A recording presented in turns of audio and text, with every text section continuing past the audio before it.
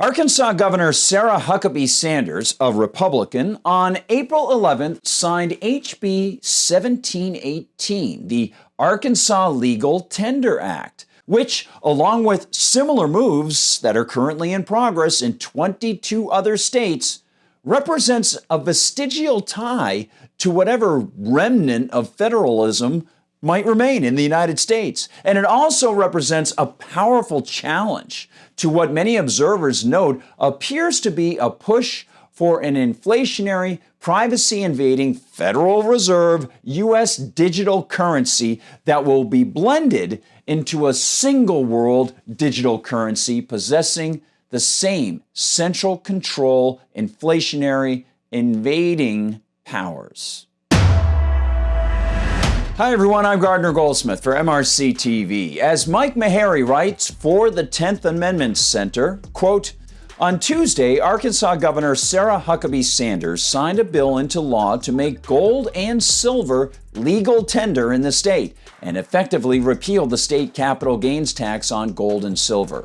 Passage can help eliminate barriers to using gold and silver in everyday transactions, a foundational step for the people to undermine the Federal Reserve's monopoly on money. Of course, in small black and gray markets, meaning private transactions conducted via free will and voluntary association away from the thick tentacles of government, in private gray and black markets, this kind of metal trade for products and services always has taken place.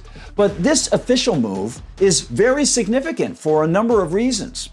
The elimination of a capital gains tax on gold and silver trade puts those forms of currency on the same level as the mystical and inflated to death U.S. Federal Reserve note, aka the dollar.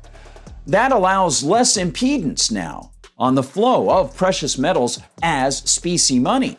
And since precious metals can't be made out of thin air, that particular trait helps the metallic currency retain its value, something that federal money, even when the feds have claimed it was tied to a certain amount of gold, has not done and never will do.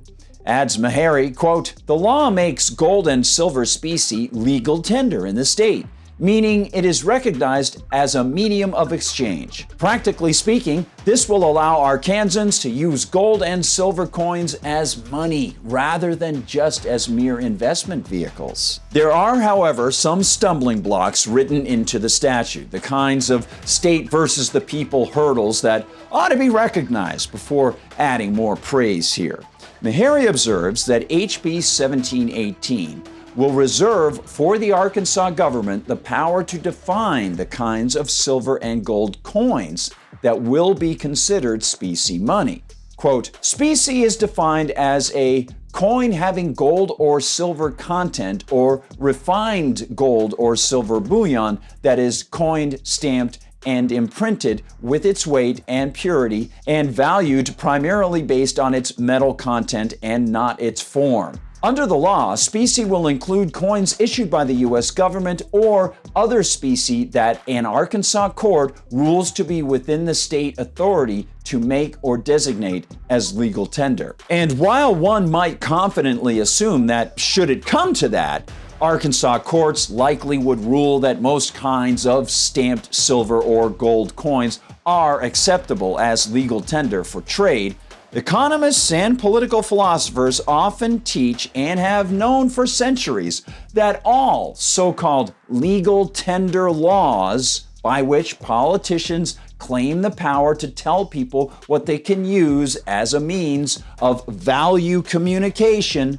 well, all of them are immoral, unethical, and functionally, they represent political threats of aggression against peaceful people who want to decide for themselves what they can use for trade. The practical implications here are also clear. Under any legal tender statute, there always exists the danger that the operational organs of a particular polis will proclaim that only X or Y are usable monies. This harbors the risk of the government shifting things back to a state-preferred or state-issued currency, which we've seen on the federal level since the first Bank of the United States was chartered and granted a crony powerful position to a pal of Treasury Secretary Alexander Hamilton to run the bank. Even if metal coins are the focus of the polis, thus giving the appearance that a government is promoting sound money, will such a state claim over which kind of coin is acceptable can trend towards acceptance only of an inflationary currency issued by an institution that creates the coin and then uses it to buy state debt and facilitate even more government spending.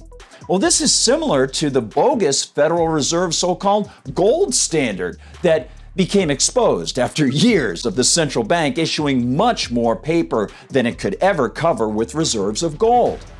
The risk might be small here, but this otherwise laudable legislation could open the door to political favoritism of some coin makers over others. So, while the Arkansas move is laudable, as are others around the United States trending in this direction, the baseline claim of the government to have a legal tender power always contains within it these historically dangerous problems of political preference granted to only certain coin makers, and they hold the potential of stifling market power to maintain the value of the coins. As a good summation of where things stand and how this kind of statute can lead to a better monetary environment for the populace, Michael Meharry adds this for us to consider. Quote, Arkansas is now the fourth state to recognize gold and silver as legal tender. Utah led the way, establishing constitutional money in 2011. Wyoming and Oklahoma have since joined. The effect has been most dramatic in Utah, where United Precious Metals Association, UMPA, was established after the passage of the Utah Specie Legal Tender Act and the elimination of all taxes on gold and silver.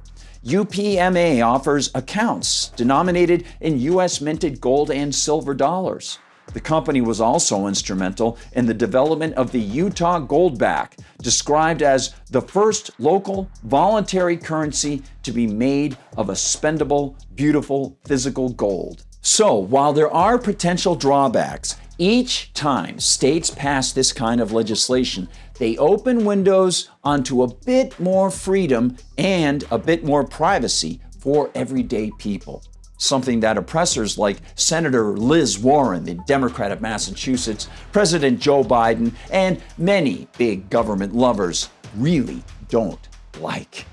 The Leviathan doesn't want us to escape its privacy-invading tentacles, let alone see us turn away from its worthless, debt-carrying nonsense, so-called money. Freedom demands that we proclaim our right to do precisely what they don't want us to do. And this move by the Arkansas government is a step in the right direction. Thanks for watching, everyone. Please like and subscribe. Find us on Rumble, where they don't censor us. We are, of course, still on YouTube. We'll see you over there, and we'll check out the comments on both channels. Find us in Facebook as well, and join the group there. Add your comments to any of the posts there, and we will check them out. And of course, please visit us at MRCTV.org. That's MRCTV.org. While you're there, please consider contributing to the Media Research Center, now in its 36th year, in fighting left-wing bias in the pop media. Of course, we'll see you on Instagram and TikTok and on Twitter. And on Twitter, I'm at Gard Goldsmith, and on Gab, I'm at Gardner Goldsmith. Thanks so much for watching, everybody. For MRC TV, I'm Gardner Goldsmith.